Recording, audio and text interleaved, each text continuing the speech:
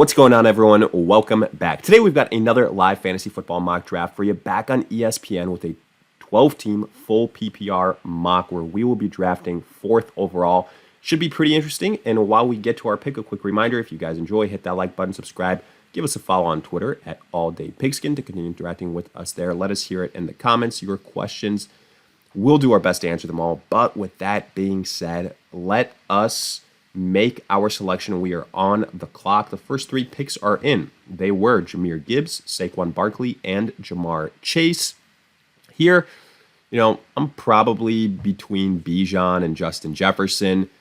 I'll lean, let's lean the wide receiver route. We'll go with a Justin Jefferson, and then we will see what we have available to us in the second round as far as running backs are concerned. I keep leaning the way of that there's a better chance that, more difference-making running backs fall in the second and early third round, which, we're picking 4th overall. So I would say, are in that first part of the start of the draft so that we can have some of those guys fall to us, still difference makers. So let's put that theory to the test in the second and third round. After Justin Jefferson, it was Bijan Robinson, then CeeDee Lamb, then Christian McCaffrey. Look, I can appreciate that Christian McCaffrey is still ranked relatively highly here on ESPN. I would be in that group that probably agrees with that, as long as you're comfortable with the risk-reward there, right?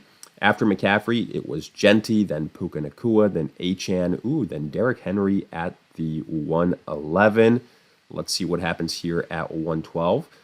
I think that Derrick Henry at the 111 in the first round it's not a bad pick. I think that typically he has been of value to me when I've gotten him in the second round. So again, end of the first round feels like probably appropriate.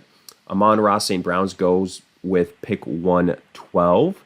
So, I think Malik Neighbors, St. Brown, Nico Collins, if any of those make it to the, early mid-second round, are probably pretty good values. So that's exactly what happens here. Amon-Ra goes at the 112, Malik Neighbors at the 2-1, then 2-2 Nico Collins, Jonathan Taylor, then Josh Jacobs. So these running backs, there has been a run. ESPN does have these guys ranked a little bit more highly, I would say, the running backs. So again, but that's why we continue to do all these different mocks to see where some of these guys slot in on these different platforms. So right now, A.J. Brown just went. Bucky Irving is still there. And just as soon as I say that, Bucky Irving gets selected. Chase Brown for me right now would be my top-ranked running back. I am probably going to go with him. I just want to get one of these running backs because I don't want to risk having, my starting running back be like a Kenneth Walker or something like that. Or I should say, my top overall running back, my RB1. Even though I would like a Drake London, and I think he would have been a good value there at the end of towards the end of the second. Again, I did not want to risk it with Chase Brown, so we went with Brown first, and now we're going to see what we can do in the third round with pick 28. I think probably what we're going to be looking at is, we're going to be able to get either one of Brock Bowers or Trey McBride, which I feel like that's a good value. You know what? If he's there, I'll pull the trigger on Brock Bowers. All right, there we go. I said it. If Brock Bowers is there, I will pull the trigger on him. If not, I'm looking at, let's see some of these. Do we dare go at Josh Allen and take the first quarterback off the board? But no, it's all right. Instead, we will take the first tight end off the board in Brock Bowers. So again, what are you passing up doing this? You're passing up getting a second really good difference-making, I'll say wide receiver, because the running backs that are there right now, I think, have question marks. Mixon, Hampton, like Alvin Kamara, I think is the best one out of the bunch. James Conner, Chuba Hubbard then afterwards. So after Brock Bowers, it was JSN because, yeah, I mean, look at some of these wide receivers that are still there. As far as wide receivers, and again, to be fair, these are wide receiver twos, right? Like they're not in the Justin Jefferson category. But guys like a Marvin Harrison, guys like a Garrett Wilson, DK Metcalf, I do think one of those names will hopefully make it back to us, at least a DK Metcalf. Devontae Adams still there, Terry McLaurin, Rashee Rice. So after we went Trey McBride, after we went Brock Bowers, we saw JSN, then Trey McBride. So maybe that run on tight ends, well, I should say the top two tight ends, was kind of triggered by us taking Bowers. Then it was Josh Allen. Now Terry McLaurin here goes at the 308. So for me, the biggest exercise here will be, I think we've done a decent amount of 10-teamers where we go a tight end a little bit earlier to get that positional advantage. But, we haven't done it too often in these bigger 12-team type of settings. And it becomes much tougher to put together, a squad from top to bottom where there isn't much fall off. And, that's what we want to practice at the end of the day to put ourselves in those difficult positions and see if it is really worth it, or, focus on those tier 2 tight ends like a Laporta, like a Hawkinson, for example. But so far in the third round after Josh Allen, it was McLaurin, Tyreek, Lamar, Omarion Hampton. Well, I think that's too early. Garrett Wilson. So Garrett Wilson no longer there for us. Jaden Daniels, Rashee Rice. Devontae Adams at the 4-3 seems like a really, really good value. And for the most part, look, I think we only had 2 auto picks in this live mock. So I'd say a pretty accurate type of draft here. We're benefiting from a run on quarterbacks. We had Jaden Daniels with 4-1. Then it was Rashee Rice, Devontae Adams, but afterwards Jalen Hurts, Joe Burrow, Mike Evans. So, we're in a position right now where wide receivers, I really like Marvin Harrison if he makes it to us. I think that would be the pick there. Or Alvin Kamara for a running back. I think probably one of those guys will be selected. So I'm going to go with whoever is left, unless this is an auto pick and it's Joe Mixon. But I'm looking at Marvin Harrison. I'm looking at Alvin Kamara. And exactly like I said, Marvin Harrison got selected. So I'm going with Alvin Kamara here. I'm going with the full PPR guy that I think, we just need the Saints to figure out the quarterback position and whoever the quarterback is to feature those dump offs to Alvin Kamara. So I went with Kamara, hoping that DK Metcalf can make it back to us. Even though I would have loved Marvin Harrison, I continue to say if you're getting him like in the 4th round, and again, this is a 12-team league, he went pick 408. That's really, really good value, folks. It's really easy to identify some of these guys that are primed for bounce back seasons. And I would say that Marvin Harrison is at the top of that list. So right now we're back on the clock. Chase Brown, Alvin Kamara, Justin Jefferson, Brock Bowers. Chuba Hubbard is tempting here, but I need to go with a second wide receiver that I think has high upside. To me, that's DK Metcalf. So we scoop up DK Metcalf, other wide receivers here. I don't think any of these guys that are left on the board right now, you can say are the true number ones on their squads. Like Zay Flowers is probably the only other guy, but I just think that there's too many inconsistencies there. In Baltimore, like, they're going to run the ball a lot. Lamar's going to have games where, the passing yards aren't quite there. And for that reason, I think that DK Metcalf is a little bit more enticing, high upside. So after Metcalf, it was Chuba Hubbard, RJ Harvey, David Montgomery. Yes, we had to kind of swallow not getting a Harvey or a Chuba Hubbard, but that's all right. Again, right now we got Chase Brown, Kamara, Justin Jefferson, DK Metcalf, and, Brock Bowers as our starters. And so far, what have we given up by selecting Brock Bowers in the 3rd round? I'd say another high ups, basically a high upside flex player, right? That's what it would have been. So instead of Bowers, we could have had in our flex position a maybe JSN, a Garrett Wilson, Adams, a Marvin Harrison, which I do think there is something to be said about that. So where did we leave off? After we went Metcalf, it was Chuba, R.J. Harvey, David Montgomery, then George Pickens, Sam Laporta, Devonta Smith, Zay Flowers, DeAndre Swift. Then to kick off the 6th round, it was Hawkinson, Caleb Johnson, Calvin Ridley, Aaron Jones. And then now Travis Hunter. So here I'm looking at the list of players that are still on the board. Roma Dunze is tempting. Jerry Jeudy's tempting. Jameson Williams just got picked. He's, I'd say, more of a home run hitter type of guy. So I think he's similar to maybe a Devonta Smith. He's going to have some games where he obviously breaks out, but he's also going to have games where it's pretty quiet. Very big play, home run hitter dependent. Jerry Jeudy just got picked, so I think our choice got a lot easier. I'm going to go with Roma Dunze here. I've been continuing to say that I think Roma Dunze is the better value as far as Chicago wide receivers are concerned.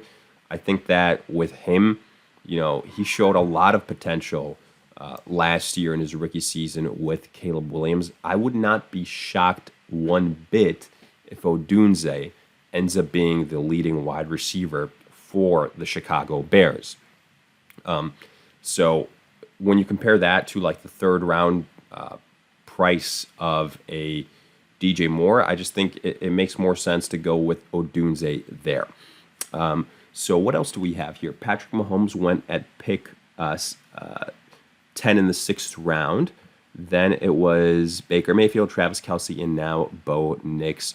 So the top group of quarterbacks are gone, but I'm fine with that. We've got Kyler Murray as a potential guy we can draft here, but I'm not going to force a quarterback pick. I'm just going to continue to load up on, in my opinion, just depth. So let's see what we have. I think Jalen Waddle at this point in time becomes intriguing. Number 2 in Miami, but we should probably look at getting depth at the running back position.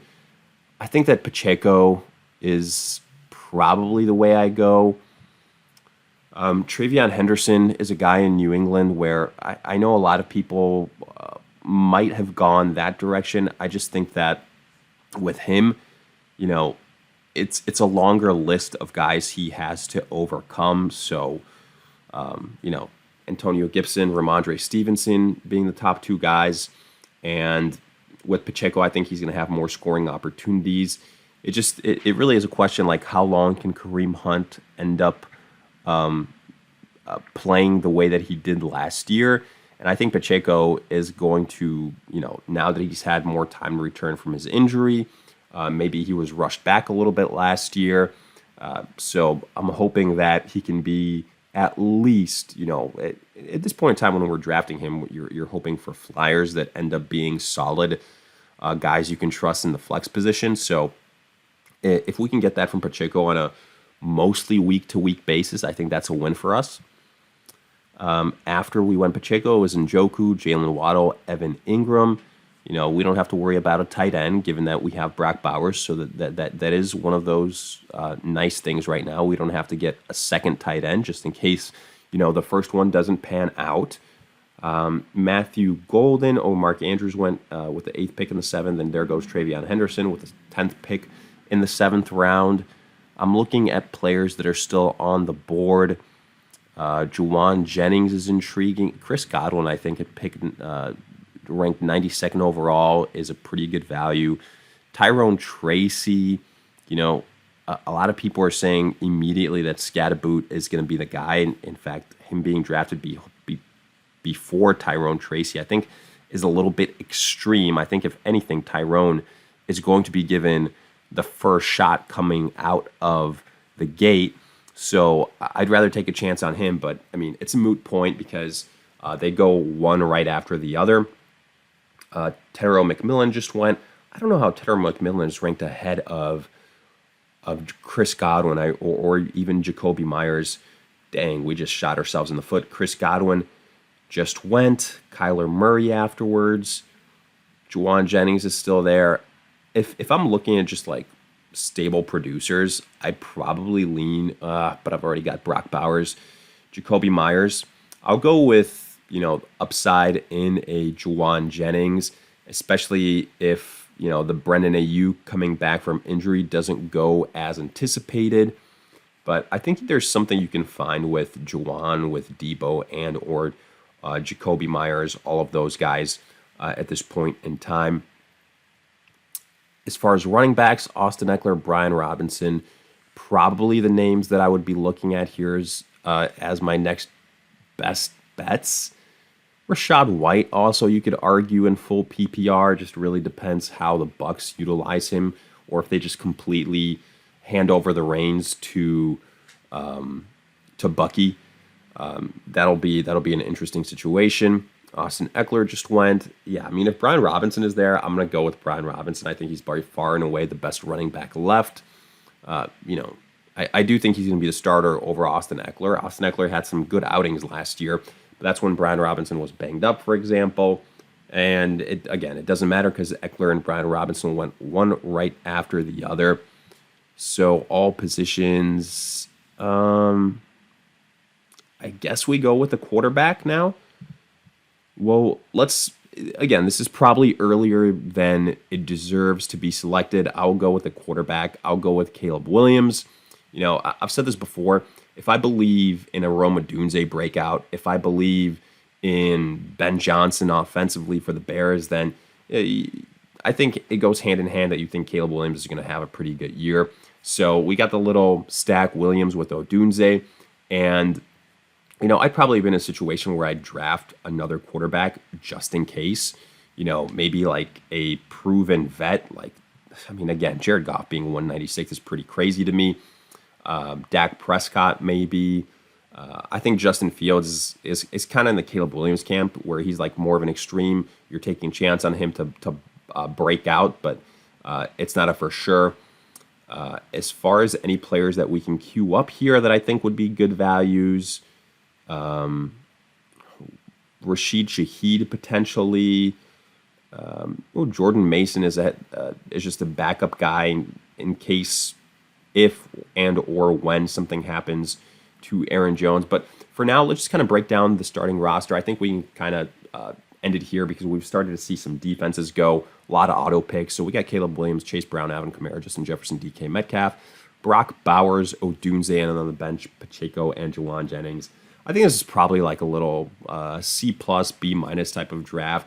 Could have gone a little bit better. I think the quarterback situation, the fact that we're kind of relying on our starting roster a lot on the Chicago Bears. I do think that they have the upside, but it is still a question mark. Makes me a little bit nervous. But hey, let me know your thoughts. And as always, if you guys enjoyed, hit that like button, subscribe, give us a follow on Twitter, X at AllDayPigskin to continue interacting with us there. And in the meantime, we'll see you guys in future videos.